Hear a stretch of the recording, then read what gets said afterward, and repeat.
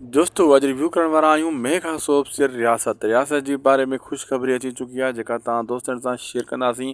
काफ़ी दोस्तनि जा कमेंट भी अची रहिया आहिनि दादा रियासत ड्रामे जी का ख़बर ॾे ख़बरचार हुजे उन्हनि जे लाइ बहितरीनु ख़ुशख़बरी आहे। उन्हनि दोस्तनि खे अर्ज़ु कयो दोस्त अगरि तव्हांखे रियासत ड्रामे जी ख़बर खपे त मथो महिरबानी करे हिन वीडियो खे हाणे लाइक करे छॾियो ऐं चैनल खे सब्सक्राइब करे छॾियो। शायदि को सो व्लॉग खे सुठो प्यारो कमेंट भी करे छॾींदा। हलूं था अॼु जी ख़ासि अपडेट जी तरफ़।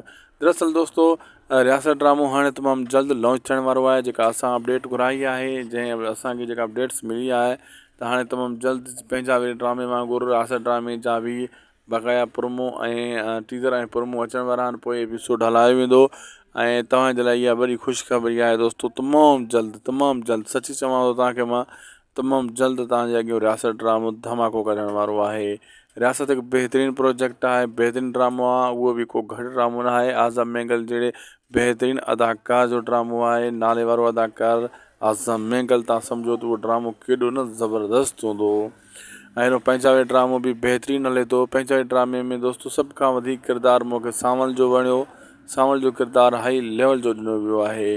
दोस्तों अॼु जी अपडेट पुॼी पंहिंजी पुॼाणी ते। अगरि तव्हांखे अपडेट सुठी लॻे त लाइक सब्सक्राइब शेयर करणु न विसारींदा शायदि को व्लॉग खे।